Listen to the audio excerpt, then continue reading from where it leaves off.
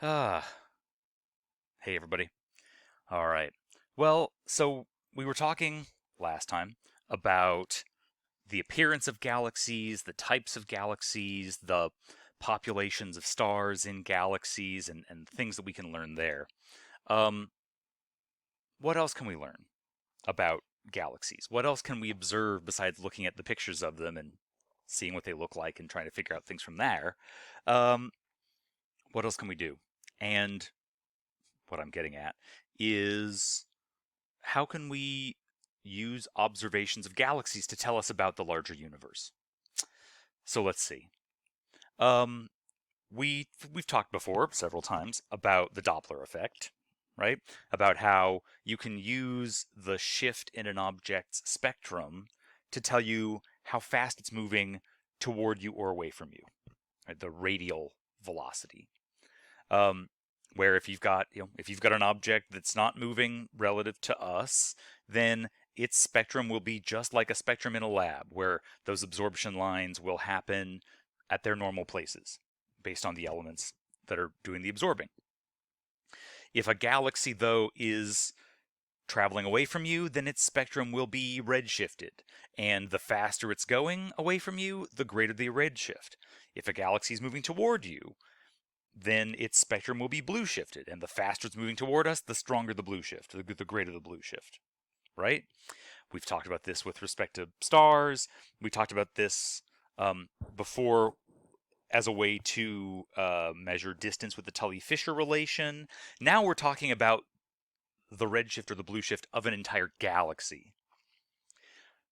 A galaxy gives you an absorption spectrum, because what is a galaxy made of? A galaxy is made of stars, and stars give you an absorption spectrum, but also a galaxy is made of gas, the interstellar medium, right?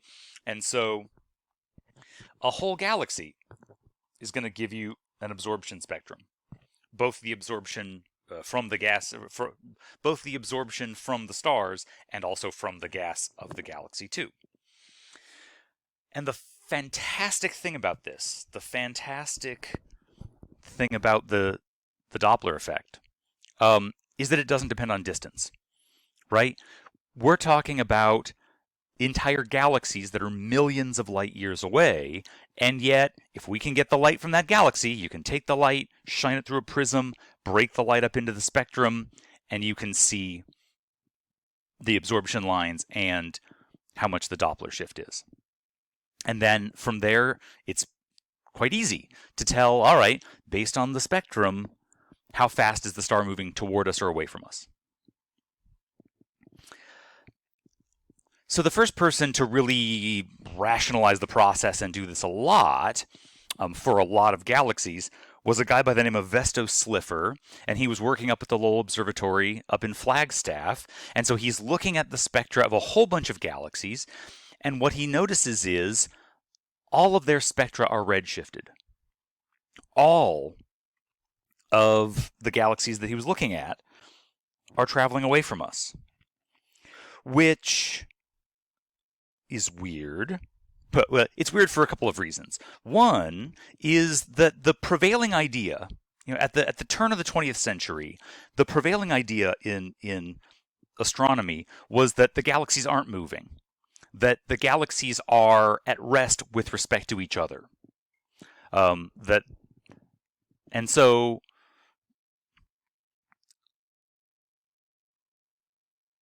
the the observation that all of their spectra are redshifted came as a surprise, because we didn't expect them to be redshifted or blue shifted at all. But the implication then is that all of these galaxies are moving away from us, which kind of looks like if all the galaxies are moving away from us, then it looks like we're at the center of the universe. It looks like our galaxy, the Milky Way, is sitting still at the center of the universe, and that all the galaxies are moving away from us. As if the universe were a big explosion. Like, as if the universe were a grenade, that exploded, and all the galaxies are flying away from us like shrapnel from an explosion. Which immediately should set off red flags, right? Because as soon as somebody says, I think our evidence suggests that we're sitting at the center of the universe, everybody else that's ever said that in history has been proven wrong. So Slipher and the people doing the similar research are like, well, it looks like that, but I don't want to say we're at the center of the universe because it's probably not right. But it sure looks that way. What's going on here?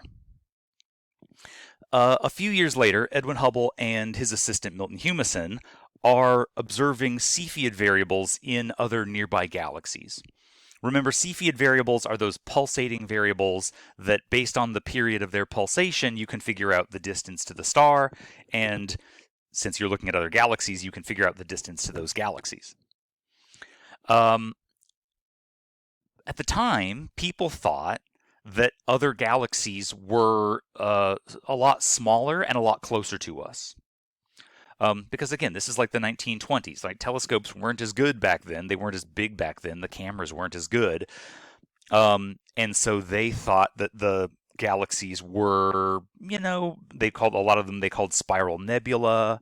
They thought they were smaller and closer to us. Then Hubble comes out and says, oh no, actually these things are not thousands of light years away. They're actually millions of light years away. And if these objects, if these galaxies are a lot farther away, then they must also be a lot bigger. How big are they? Oh, they're as big as our entire galaxy. Oh, they must be galaxies unto themselves. That was really a huge discovery when you realize that these swirly, spirally things are not nebula that are close to us. They are entire galaxies unto themselves with billions of their own stars, millions of light years away. All of a sudden, the universe is looking a lot bigger. All of a sudden you realize that the universe is a lot bigger and a lot more populated than people thought. Then, a few years later, Hubble and Humason are comparing their measurements of distance with Slipher's measurements of the speed of these galaxies. And it turns out they're correlated. That not all of the galaxies are moving away from us with the same speed, which, if we were sitting at the center of the universe, at the center of some kind of explosion, right? If the universe blew up and we're sitting still, but all the galaxies are flying away from us like shrapnel, then you would expect that all the galaxies would be moving at about the same speed, but they're not. Actually, it turns out that the farther away a galaxy is, the faster it's traveling away from us. That the nearby galaxies are traveling away from us slower, and the far away galaxies are traveling away from us faster. That there's a direct proportionality there. And that tells you, thanks to the work of Einstein,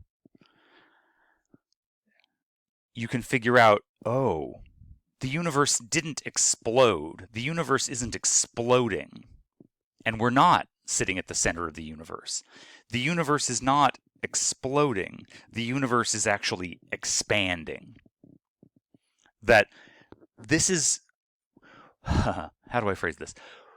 When we talk about the expansion of the universe, we're not actually talking about... It's not an explosion, it's an expansion.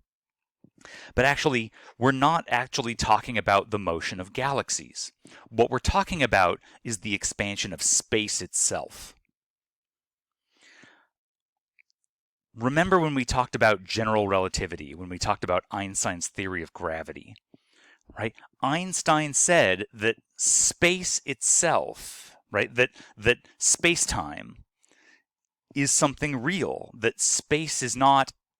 When we say space, space is not the absence of stuff. That space itself, that space-time itself is stuff. It's space-time. And that space-time can stretch like a rubber sheet. and that's what gravity is, right? Gravity is the bending of space-time around massive objects, but also apparently space-time can also stretch outward. That when we talk about, here's a little bit of a cartoon, okay?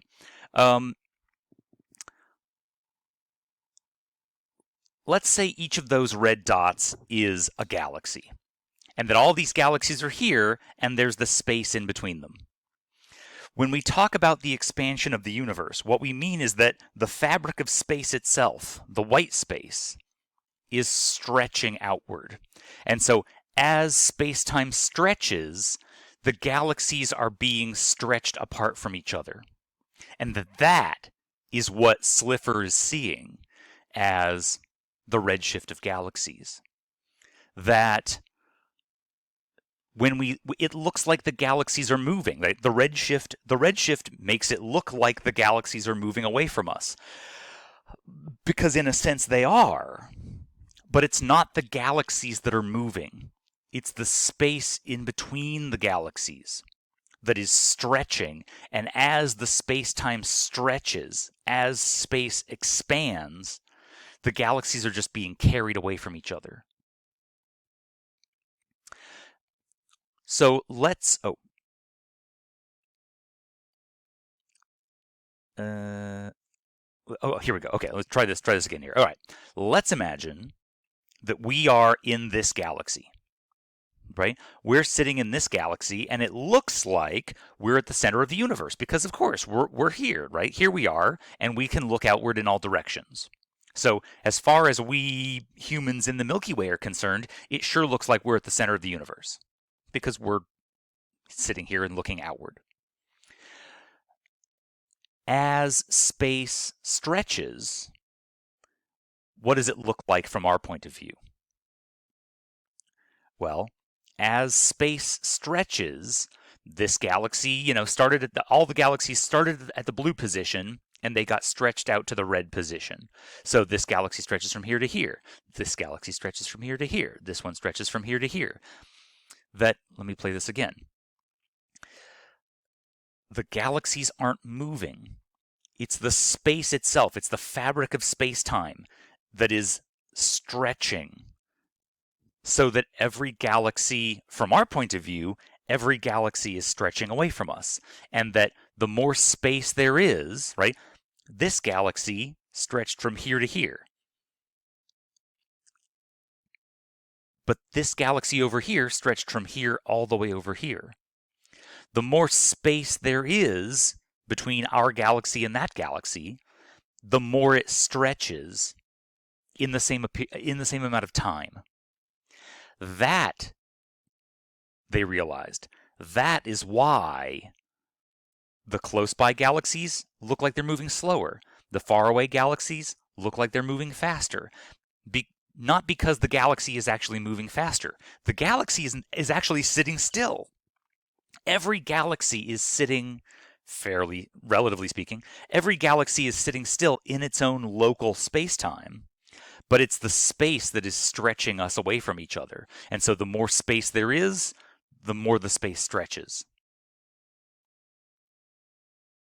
So it looks like we are at the center of the universe, and it looks like all the galaxies are traveling away from us because all of the space is stretching in all directions away from itself.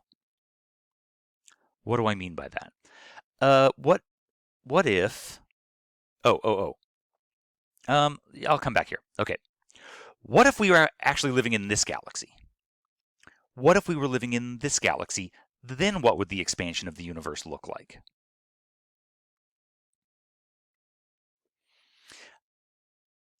It would look exactly the same. That the expansion of the universe means everywhere in the universe, every location in the universe is stretching away from every other location in the universe. That every galaxy sees itself as sitting still, and every galaxy sees the other galaxies moving away from them. because space is stretching in all directions, that every point in space is stretching away from every other point in space, and that if 2 points are close to each other, so here is the graph of the velocity that we get from the redshift and the distance to that galaxy that we get somehow, right? The distance is always the hard part. This is why I spent a whole lecture talking about how we measure the distances to galaxies, because that's the hard part, right? Getting the velocity of a galaxy is easy. Look at the redshift, you got the velocity, boom, there you go. The distance is the hard part. How do we measure the distances to these galaxies? If you can do it by Cepheid variables, great. If you need to do it by Tully-Fisher relation, fine. White dwarf supernova, even better. The reason why we put so much effort into measuring the distances to these galaxies is because the farther away the galaxy is, the faster it's moving. And that the fact that these two things are proportional to each other, the fact that the recessional velocity, what do I mean by that? I mean the speed with which the galaxy is receding away from us. The fact that the velocity and the distance are proportional is the evidence that says the universe did not explode. The universe is not exploding because if the universe were exploding, all the galaxies would be moving with the same velocity. Space itself is stretching. That's what we mean when we say the universe is expanding, that every location in the universe is stretching away from every other location in the universe. You'll notice all of these galaxies, right? All 4 of these galaxies here, for instance, they used to only be this far apart. And now they're this far apart from each other. That the square, the blue square from the blue square to the red square, it's gotten bigger. Our view of the universe here in the Milky Way is not unique. That every galaxy is stretching away from every other galaxy. That the space in between the galaxies is stretching away from, well, the space in between the galaxies is stretching. And therefore, every galaxy in the universe sees every other galaxy stretching away from it. Right? So that is one of the implications of cosmic expansion. That because the galaxies aren't moving, the space is moving, the space is expanding, then of course, it looks like we here in the Milky Way are at the center of the universe because, like, we're standing here looking in all directions outward. But every other galaxy would see the exact same thing. Every galaxy is sitting still in its local space-time, and when it looks outward, it sees all those other galaxies stretching away from them. Not because the galaxies are moving, but because the space-time itself is stretching. That it's the space in between the galaxies that is getting bigger, and the galaxies are being carried away from each other.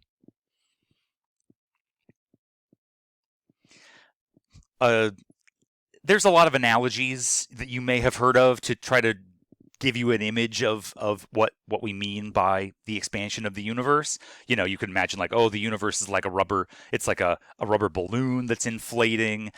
I kind of like the raisin bread analogy a little bit better because it's 3-dimensional, right? If you're baking a loaf of raisin bread, which it seems like a lot of people are doing more baking these days, and I'm one of them, but I haven't made raisin bread yet. Oops, pardon me. If you're making raisin bread, though, right, the raisins are like the galaxies, and the dough is like the space that the raisins are just sitting in, right? The raisins are just sitting in their local dough. When you bake the raisin bread, the dough expands, it puffs up. And so the raisins are being carried apart from each other, right? The raisins are not moving through the dough. The raisins are just sitting there. But it's the dough in between the raisins that expands, and therefore, from one raisin's point of view, right? The raisin, if you live on that raisin right there, okay, we're stretching the analogy, but go with me here, right? if you're looking at the situation from the point of view of this raisin, that raisin just sees itself as sitting still, but that all the other raisins are expanding away from it. And the raisin that was at 5 is now at 10. The raisin that was at 10 centimeters is now at 20. The more dough there is between the raisins, the more that dough is going to expand. They're both doubling in size, right? 5 to 10, 10 to 20. Both of the raisins are now twice as far away as they used to be. But what that means is that this raisin here looks like it's moving slower. It went from 5 to 10. This raisin went from 10 to 20, so it looks like it moved away from our point of view raisin faster. And in fact, that's where the redshift comes from. This is the real mind-bendy thing, right? That I said before, the galaxies aren't actually moving. Well, if the galaxies aren't moving, then why is the light redshifted, right? Why is the light giving us a Doppler shift if the galaxies aren't moving? If the galaxies aren't moving, then there shouldn't be a Doppler shift. And the answer is because the space is stretching. And so if you imagine, now remember, these galaxies are millions or billions of light years away, which means in order for us to see those galaxies, the light from that galaxy has to fly through space for millions or billions of years before the light reaches us. So let's imagine, pardon me, let's imagine that a galaxy gives off this wavelength of light. But that light has to travel through space for a long time before the light reaches us. And while that photon is traveling through space, the space that it's traveling through is stretching like a rubber sheet. And so as the space stretches, the photon is being stretched so that this pardon me, this photon, let's say this photon used to be, when that photon left the galaxy, it was ultraviolet.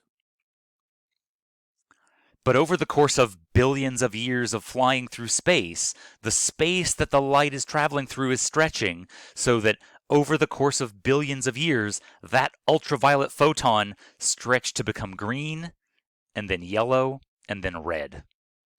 So that by the time that light reaches us here in the Milky Way, what we see a red photon. It's a red photon when the light reaches us, but it was an ultraviolet photon when it left the galaxy. The photon has been stretched by the space that it's been traveling through all that time. That is where the cosmic redshift comes from. Not because the galaxy is traveling through space, but because the space in between the galaxies is what's moving.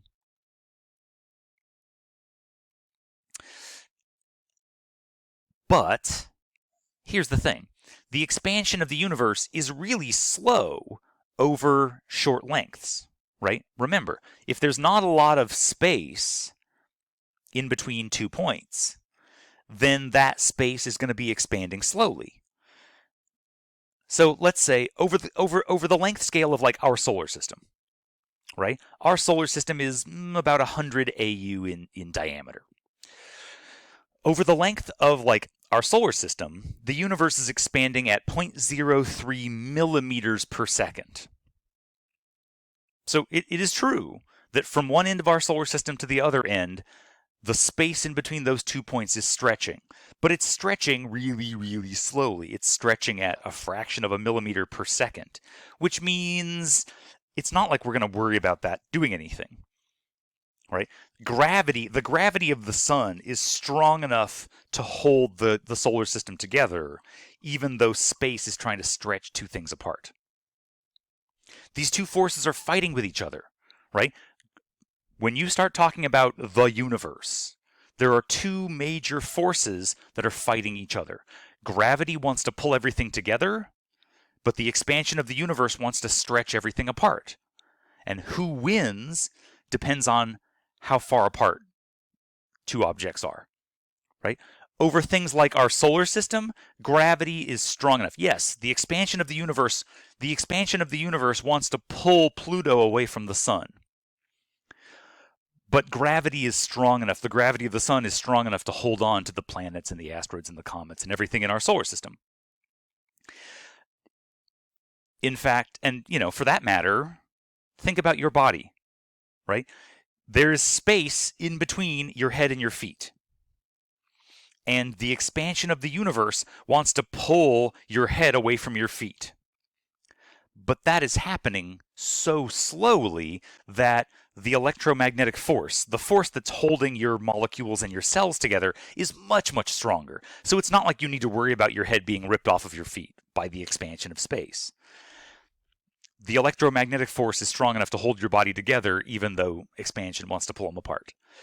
Gravity is strong enough to hold a solar system together, even though expansion wants to pull it apart.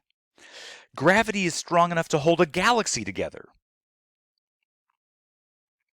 even though expansion wants to pull it apart.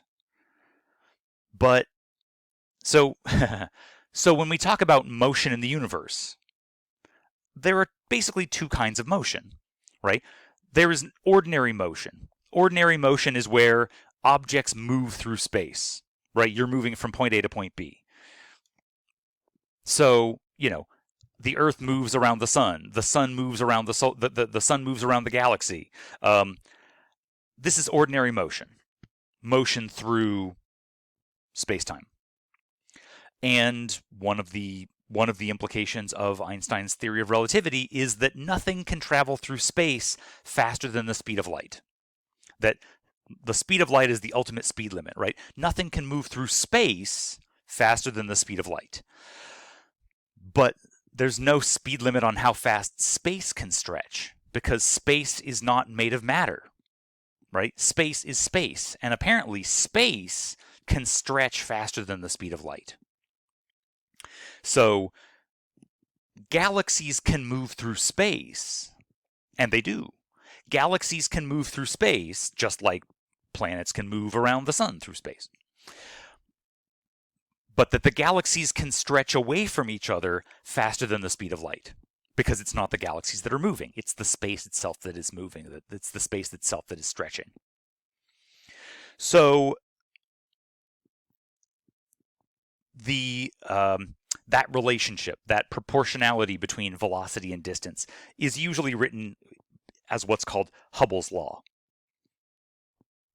where, in this case, the equation is that the recessional velocity, the velocity of a galaxy moving away from us, is h times the distance. And h is essentially the proportionality constant.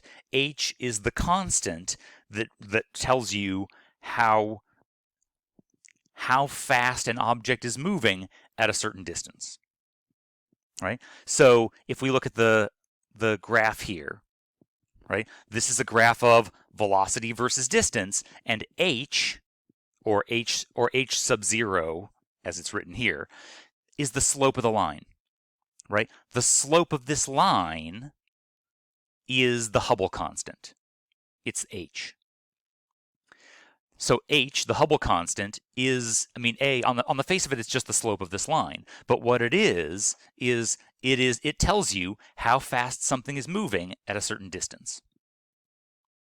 And on this diagram, h is written as, well, the best fit for this data here is about 22 kilometers per second per million light years. And I think that's what I have written on this slide here too. Or 22 kilometers per second, right? So the best value, the best measurement that we have today to measure h is 21 kilometers per second per million light years. It is a convoluted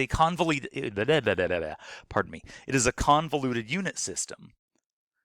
What am I saying? I'm saying that two galaxies, or any 2 points in space, are moving away from each other with a speed of 21 kilometers per second for every million light years in between them. And well, I mean, talking about 21 kilometers per second per million light years is definitely a mouthful. So typically in astronomy, we use parsecs instead of light years usually. So the best modern value that we have today for the Hubble constant is 67.8 kilometers per second per megaparsec. Meaning that if you have 2 points in space that are a million parsecs apart, right? That's a megaparsec, right? A million parsecs. Any 2 points in space that are 1 megaparsec apart are stretching away from each other with a speed of 67.8 kilometers per second. If those 2 points in space are 2 megaparsecs apart, then it's 67 times 2. If they're 3 megaparsecs apart, then it's 67 times 3, etc., etc., etc.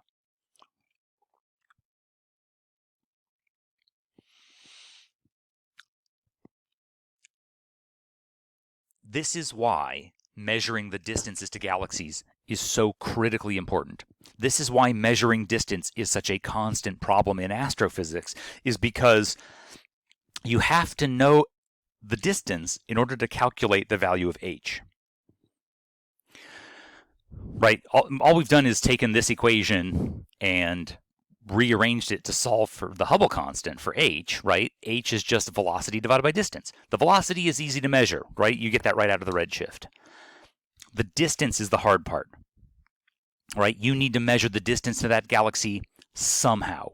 Go with whatever tool in your toolkit will work best. Can you find a Cepheid variable? Great. If that doesn't work, can you use the Tully-Fisher relation? Sometimes.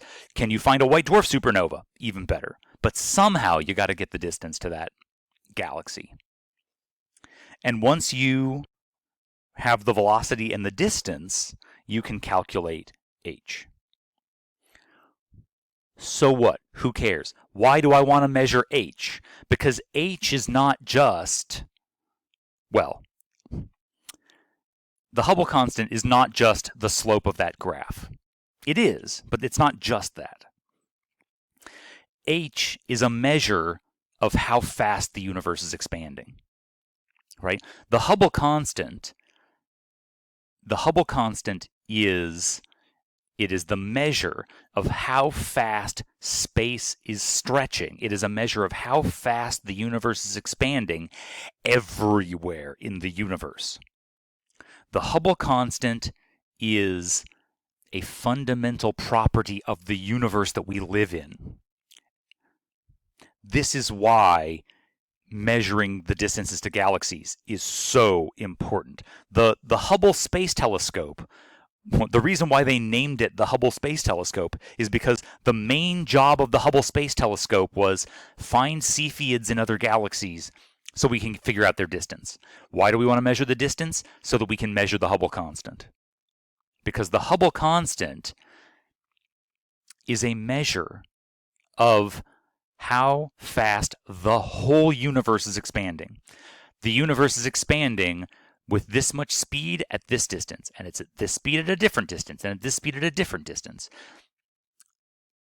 Faraway galaxies are going to expand away from us faster, but the Hubble constant, it is a property that is baked into our universe everywhere.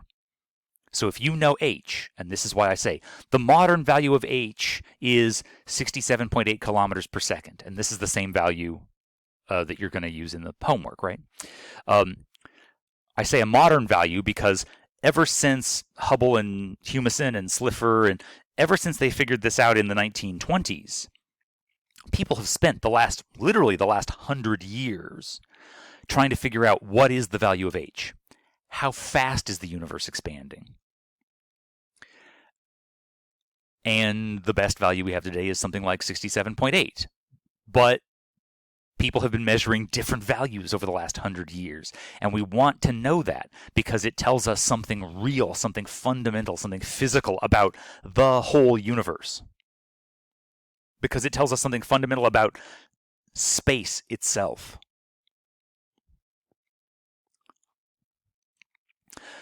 Also, the other reason why we would want to know the value of h is because you can take this exact same equation. You can take the formula for Hubble's law and rearrange the algebra to say, hey, if I know h, all I've got to do is measure the velocity of a galaxy, and I've got the distance.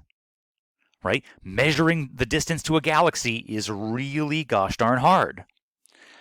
And if you've got a galaxy really, really far away, maybe I can't find a Cepheid variable. Maybe I can't use the Tully-Fisher relation. Maybe I can't find a white dwarf supernova. Maybe I just, if I'm studying a galaxy, the odds of a white dwarf exploding in that galaxy are pretty low, so I may not get lucky and find a white dwarf supernova, but I can still see the galaxy. I've got one last option. I've got one last step. I've got one last rung to the cosmic distance ladder, and that is, if I can measure the velocity, and measuring the velocity is easy, look at the redshift. If I know h, I can find the distance. So let's say, for example, I find a brand new galaxy. No one's ever seen it before. I find the galaxy, and I discover that that galaxy is redshifting away from us with a velocity of 150,000 kilometers per second. Well, if I know h, if I have a good, reliable value for h, then 150,000 kilometers per second divided by 67.8 kilometers per second per megaparsec means that this galaxy must be about 6,800 megaparsecs away. 6,800 megaparsecs is 6.8 gigaparsecs. What is giga? Giga means billion. So by measuring the speed of the galaxy, which is the easy part, right? Measure the redshift. I got the velocity. Piece of cake. If I know h, then I can figure out, boom, in one night, I can measure what the distance to that galaxy is, even out to billions of parsecs. After everything else has failed, after main sequence fitting, Cepheid variables, Tully-Fisher relation, white dwarf supernova, I've got one last option. I've got one final trick up my sleeve to measure the distances out to billions of parsecs. If I know what the relationship is between velocity and distance, right, which is to say, if I know what the Hubble constant is, I can figure out the distance just by knowing the velocity. It is incredibly powerful. This is why people have spent the last 100 years trying to get a good, reliable measurement of h. And it's not easy because you got to use all these other methods first. You got to use Cepheids and Tully-Fisher relation and white dwarf supernova. You got to get these distances to figure out h. But if you know h, then you know the distance to basically every galaxy. All you got to do is measure the redshift. The greater the redshift, the farther away it must be. It's so powerful. I said a second ago, it's so powerful for almost every galaxy. Because not every galaxy is actually redshifting away from us. There are a few galaxies that are close to us that are actually blue shifted. The Andromeda Galaxy is one of them, right? If you measure, sorry, my math's not right here. If you look at the Andromeda Galaxy, okay, the Andromeda Galaxy is about 0.78 megaparsecs away from us, about 2 million light years. If the Hubble constant is 67.8 kilometers per second, which is a good measurement that we have, we know the distance because you can find lots of Cepheids inside the Andromeda Galaxy. This h times the distance says that Andromeda should be redshifting away from us. The Andromeda Galaxy should be traveling away from us with a speed of 53 kilometers per second, not 44. I think that's a previous measurement that's not very good. Still, 53 or 44, pretty slow. So, pardon my error there. Actually, though, when you take the spectrum of Andromeda, Andromeda is blue shifting toward us at about 100 kilometers per second. If the expansion of the universe was the only thing going on, Andromeda, just like every other galaxy, well, just like most other galaxies, would be traveling away from us. But actually, the Andromeda Galaxy is blue shifting. It's traveling toward us. What could possibly be pulling the Milky Way and the Andromeda Galaxy toward each other? Gravity. Right? Inside of our local group, inside of the local cluster of galaxies, gravity is stronger than expansion. Right? Inside of this is why there are galaxy clusters. Right? We said last time, galaxies clump up in these clusters of galaxies. Why do you find galaxies in clusters? Because gravity pulls the galaxies together faster and stronger than expansion can carry them apart. So that inside of our local group, the galaxies of the local group are close enough to us. I'm going to go back to the previous slide here. The galaxies in the local group are close enough that gravity is stronger than expansion, and the gravitational pull between Andromeda and the Milky Way is pulling them together. At the moment, they're traveling toward each other at 100 kilometers a second, and in a few billion years, Andromeda and the Milky Way are going to crash into each other. It's going to be about 5 billion years from now, Andromeda and the Milky Way are going to crash into each other. So mark your calendars. It's going to look fantastic in the sky. But once you get outside the local group, once you get to galaxies that are 20, 30, 100 million light years away, right? A galaxy that is 30 million parsecs away, or about 100 million light years, right? A galaxy that is 30 million parsecs away is traveling away from us at 2,000 kilometers per second, and that is way too fast for gravity to pull us back together. Inside of galaxy clusters, gravity is stronger than expansion, and the galaxies stay together. That's why they're in a cluster. But in between galaxy clusters, there's a lot of space, and that space is expanding faster than gravity can pull the clusters together.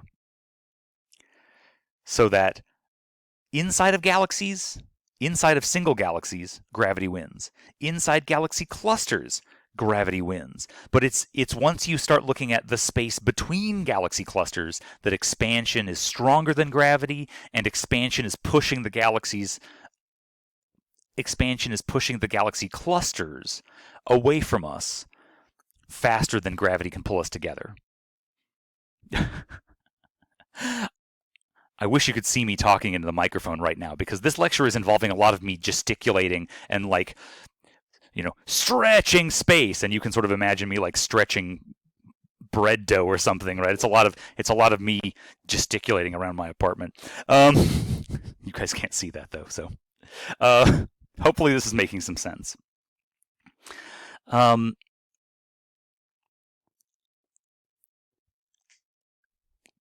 other reason why measuring the Hubble constant is so important is because if you know the Hubble constant, you can figure out what is the Hubble constant? The Hubble constant is how fast the universe is expanding, right? The Hubble constant is a measure of how fast space is stretching.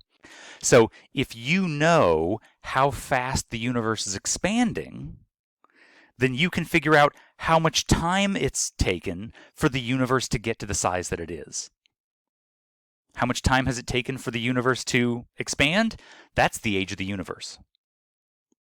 Right? The universe has been expanding for its entire life. So if you know how much time it has taken for galaxies to get to where they are right now, you can figure out how long it's been since the expansion started. You can figure out how long it's been since the universe came into existence. This is why we built an entire space telescope with the main job of finding Cepheid variables. It seems like overkill, right? We're going to spend, a couple $1 billion to build a space telescope just to find Cepheid variables? Well, no, obviously that's not the only thing the Hubble telescope has done. The Hubble telescope has done a lot in the last 30 years. And this year is the 30th anniversary, actually. the reason why we went to this effort to find all these Cepheid variables is to measure the Hubble constant. Why do we want to know the Hubble constant? Because it tells us the entire age of everything. It tells us the age of the universe. So, for example, here, let me make an analogy, right? Speed times time is distance, right? So if you are traveling with a speed of 75 miles an hour for 2 hours, then you'll travel a distance of 150 miles, right? So you can rearrange the algebra here to say, well, the time to travel, the time that it takes for a trip is just the distance divided by the speed. If you need to travel a distance of 150 miles, and you can drive at a steady 75 miles an hour, then it'll take 2 hours to make that trip, right?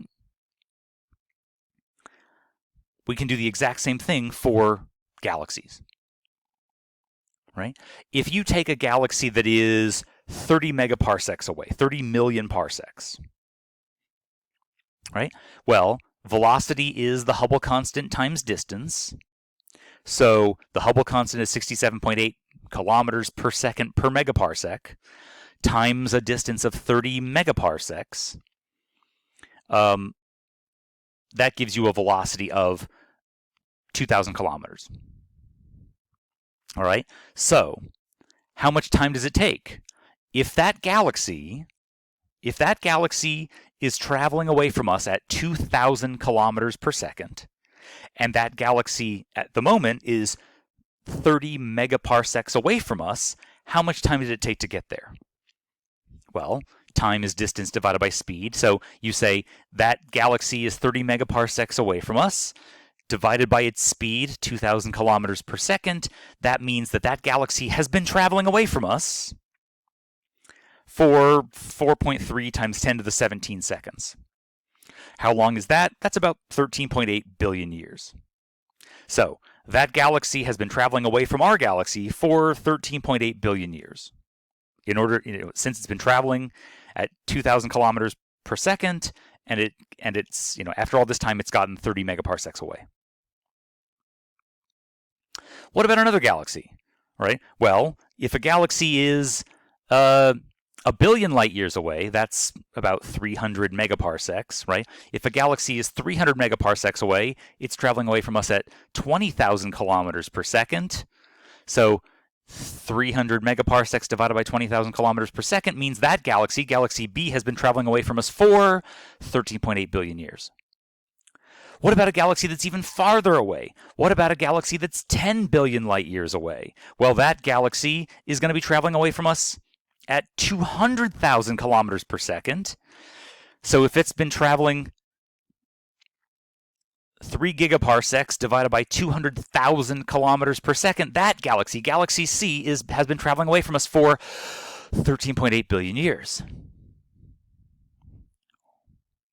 What's going on here?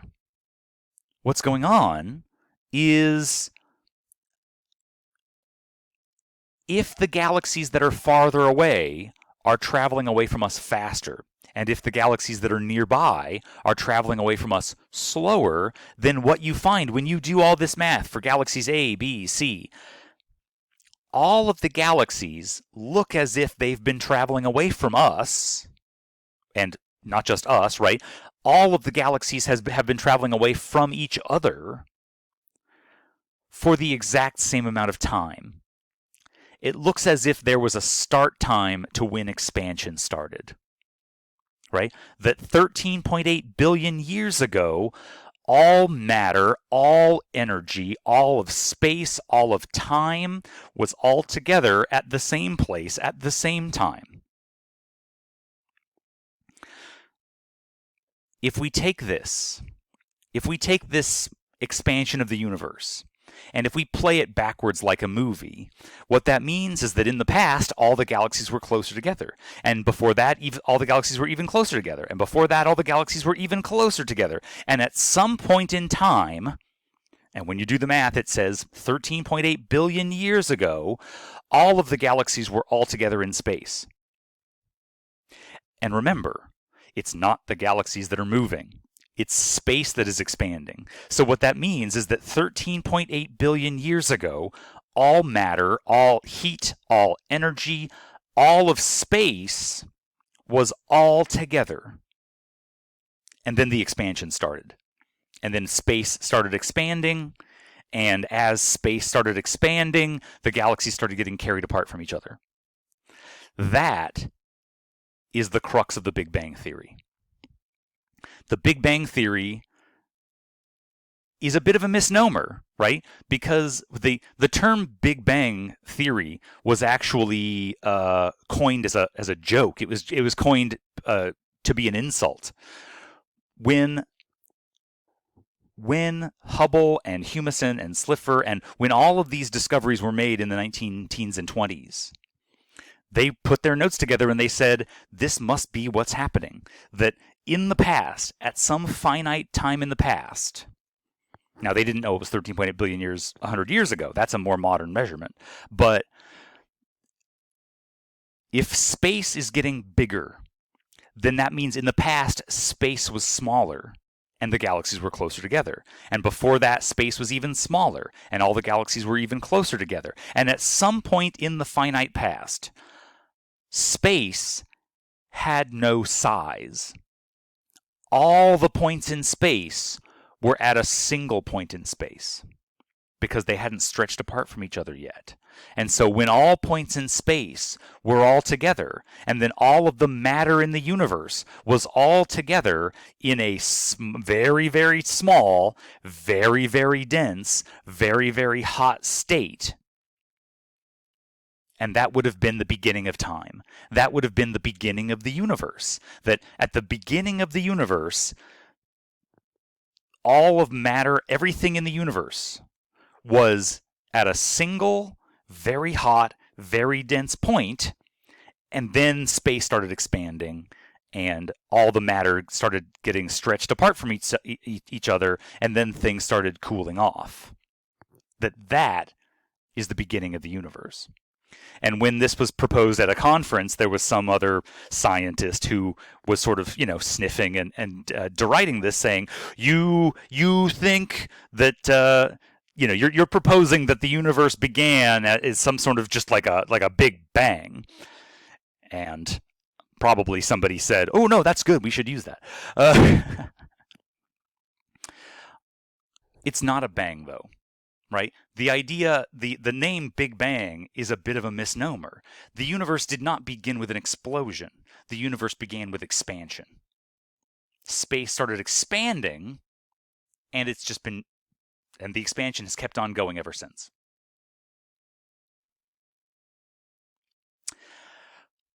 How much time that has taken, how much time has passed from the Big Bang to today, you can measure if you know the Hubble constant. Because if the universe is expanding slowly, then you're going to have a low Hubble constant.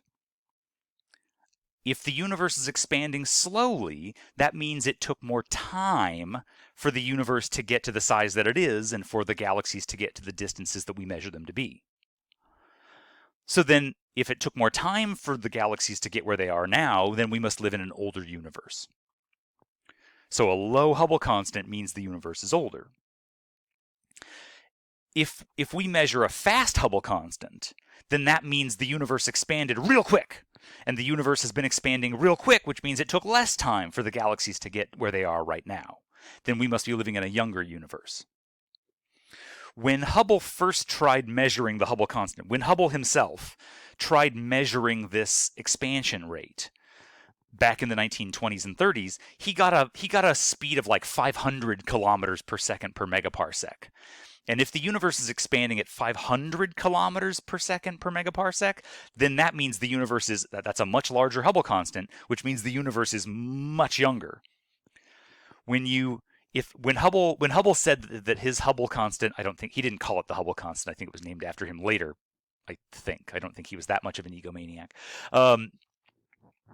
But when he tried measuring it, if you think the Hubble constant is 500, then the universe looks like it's about 2 billion years old.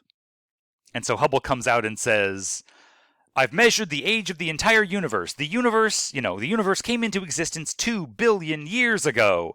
And then the geologists tap him on the back and go, "I got rocks that are 3 billion years ago, so how about you shut up?"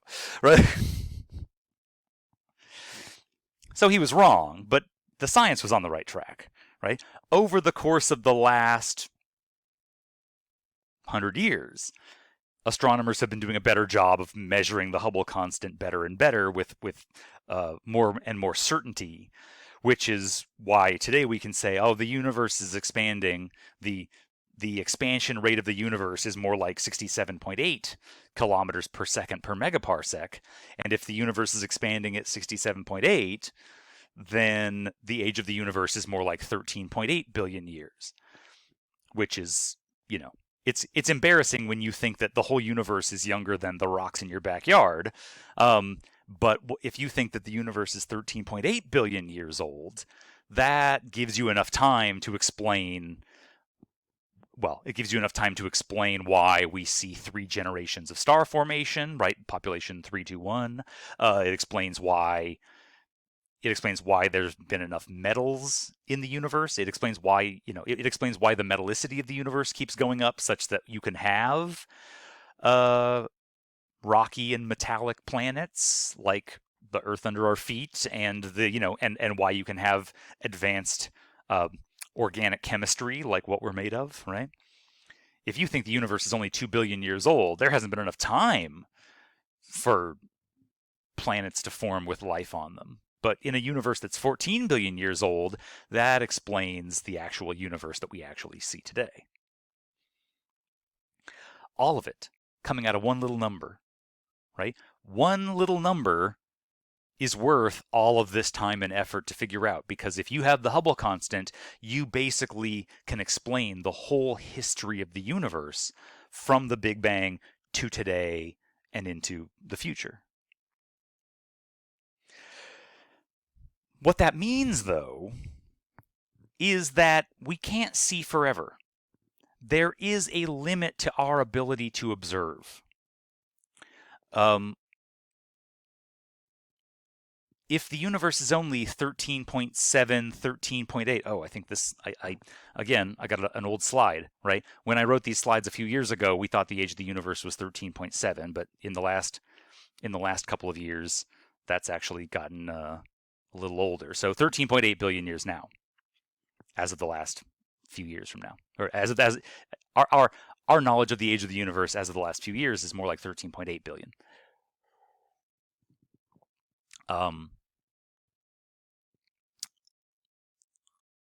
What that means is, if the universe is 13.8 billion years old, light only travels at the speed of light, right? Light can only travel 1 light year of distance in 1 year of time.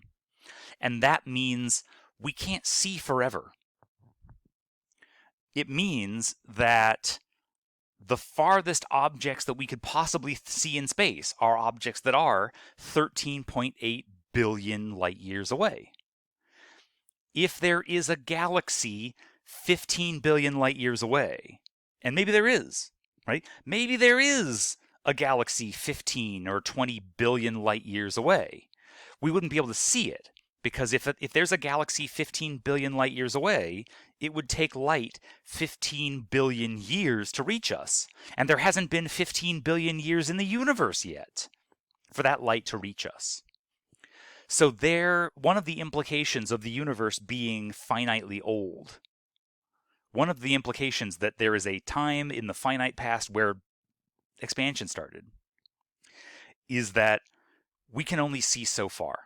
We can only see as far as there has been enough time for that light to reach us.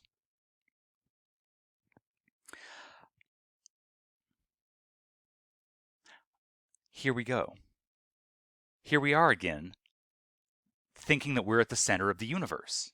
And in a sense, we are at the center of the universe, but not the whole universe, just the observable universe. If you're here on Earth in the Milky Way, when you look out into the universe, you can look outward in all directions out to 13.8 billion light years. And if there's anything beyond 13.8 billion light years, you can't see it, because there hasn't been enough time in the universe yet for that light to reach us. Which means the edge of the universe, as far as we can see. So this is not a real effect, right? This is just an observational effect. From here in the Milky Way, it looks like we're sitting at the center of the universe. It looks like we're sitting at the center of the universe because we can look 13.8 billion light years away from us in all directions. It looks like we are sitting at the center of a bubble. It looks like we're sitting at the center of the observable universe, and that the observable universe is a radius of 13.8 gigalight years away from us. But that's just the observable universe, right? If you lived in a different galaxy, they would see the exact same thing, right? Every galaxy, because the Big Bang happened everywhere all at the same time. Because at the Big Bang, everywhere was at the same place, right? When the Big Bang happened, every point in the universe was all at the same point, and then the points started expanding away from each other. So that the Big Bang happened everywhere all at the same time 13.8 billion years ago. So it's not just, we're not sitting at the center of the whole universe, but we are sitting at the center of that chunk of the universe that we can actually see. And so it looks like we're at the center of the universe, even though we're really not. Because every galaxy sees itself as sitting at the center of the universe. And every galaxy, everywhere in the universe, every galaxy sees itself sitting at the center of the universe, and that the edge of the universe is 13.8 billion light years away. There is a cosmic horizon beyond which nobody can see, beyond which anybody can see. No. There is a cosmic horizon beyond which we cannot see. Let me phrase it that way.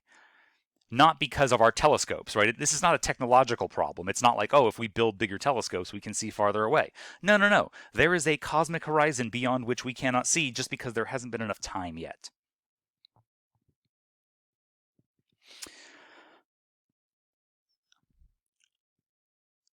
One of the other implications of the Big Bang Theory is that when the Big Bang happened, the universe was hot and dense.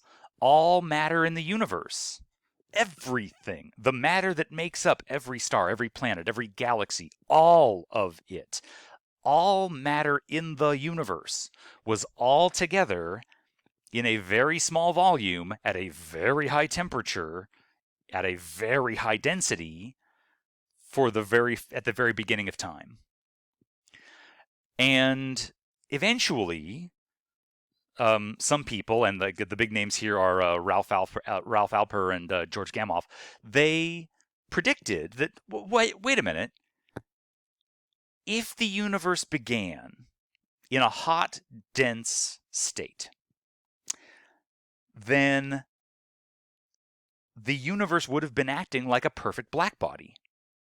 Right? A hot, dense object gives off a blackbody spectrum. A hot, dense object gives off a continuous spectrum. And if the universe at the beginning of time, if right after the Big Bang, all of the universe was hot and dense, so back then, right after the Big Bang, the universe would have been acting as a perfect blackbody, and it would have been glowing with a perfect blackbody spectrum. Back then, back when the universe was like this, the universe would have been very hot, and therefore the blackbody spectrum of the universe would have been extremely hot and extremely blue. But that was 13-odd billion years ago. And that since then, since the Big Bang, the universe has expanded a lot, and all of that light, the afterglow of the Big Bang, the perfect blackbody spectrum of the universe would have been redshifted, so that now, 13-odd billion years later, the afterglow of the Big Bang would have been redshifted into the radio spectrum. So they published this paper basically predicting, hey, if the universe began hot and dense, there should be an afterglow. There should be an afterglow in the universe from the Big Bang, and it should be in the radio spectrum. And some people read that paper and they're like, all right, well, neat idea, but we haven't seen it, so okay, never mind. They kind of that got dropped for a few years. Flash forward to the 60s. Arno Penzias and Robert Wilson, pretty sure Penzias was the older guy, so Penzias and Wilson are, they built a new radio telescope. There's their radio telescope in the background, in New Jersey. And they're playing around with this new telescope that they built and testing it to see, make sure everything's working right. And they end up finding this heat. They end up finding some light coming at them from everywhere in the universe. Whether they're pointing their telescope at an object or at nothing.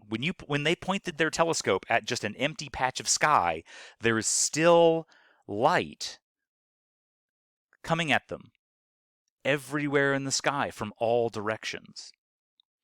And they couldn't explain it. Like, why are we're not pointing our telescope at a star or a galaxy. We're not pointing our telescope at anything. Why is there some radio glow coming from the sky, and it's the same glow from all directions? And so they call up some friends of theirs and like, do you have any idea what's going on? Did we plug a wire in the wrong place? What's happening? And Robert Dickey, who I think was at Princeton at the time, was like, he says, I think I remember Gamov saying something about that, back in the 40s. Turns out that's what they found. That what Penzias and Wilson found, this glow on the sky, which they attributed to a mistake. They thought they thought they had built their telescope wrong. It turns out they discovered the afterglow of the Big Bang.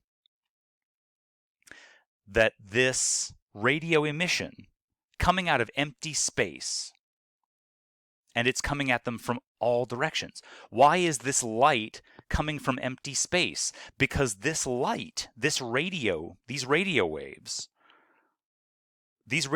were emitted shortly after the Big Bang, back when the universe was hot and dense, and this light was created everywhere.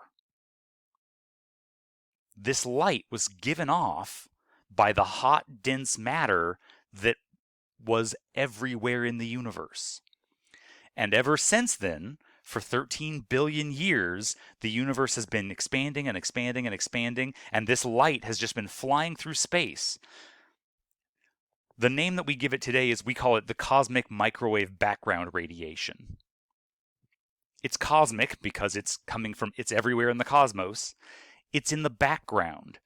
It is behind every image. This light looks like it's coming.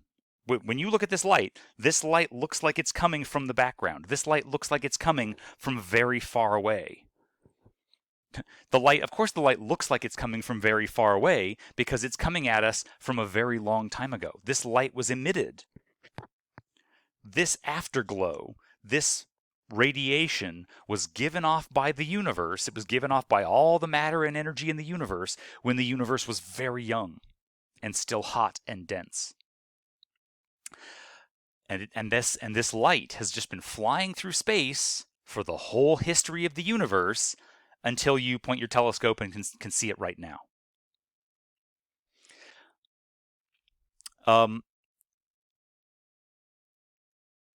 Back in the early 90s, NASA launched a satellite called the COBE satellite. COBE stands for the Cosmic Background Explorer, COBE.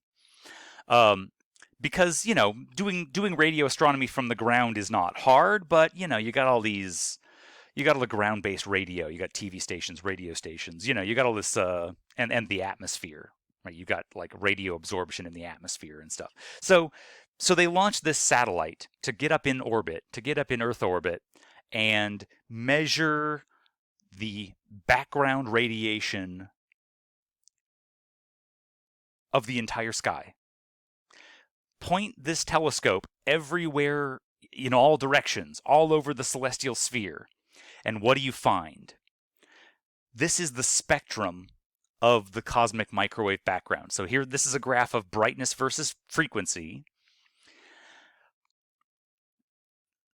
This is the spectrum given off by the universe when it was very young.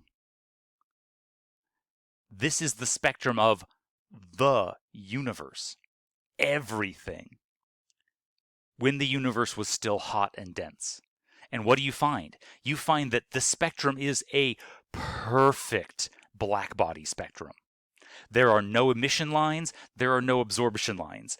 The universe gave off a perfect blackbody spectrum. And when I say perfect, why am I emphasizing that word? Because those boxes, so these boxes here are the 1% error bars, right? You know, if you're publishing a graph, you have to include your error bars, or else it's not real science. You've got to say what your uncertainty is. The idea that this graph has a 1% error is nonsense. All right. In point of fact, the error bars on this graph are thinner than this line. The error bars on this graph are smaller than the thickness of that line that they used to draw it with. All right? Those of you that have taken a statistics class maybe will appreciate this. They launched the COBE satellite. They turn the satellite on and they start measuring the cosmic microwave background. This satellite got 500 sigma of data in the first 9 minutes of data collection. That's how perfect. Basically, what that means is that this graph is close enough to a perfect blackbody to a 99.999999 and then another 500 nines % certainty. This is quite literally, I'm not being glib about this. This graph is the most perfect measurement ever.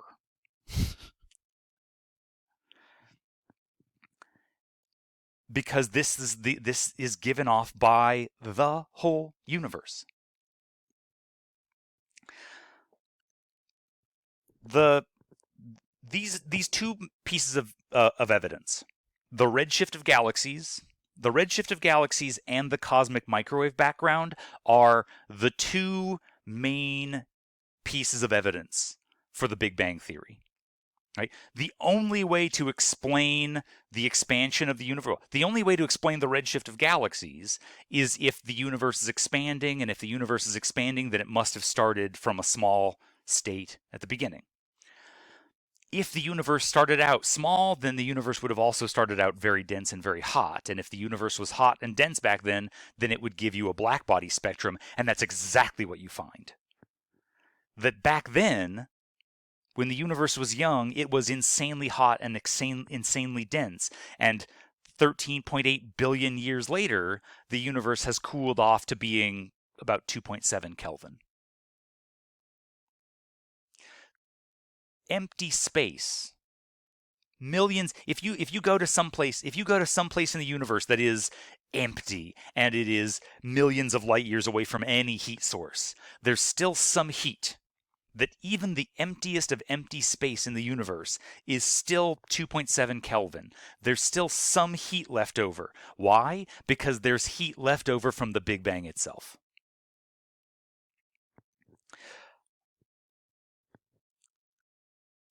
This really is the smoking gun.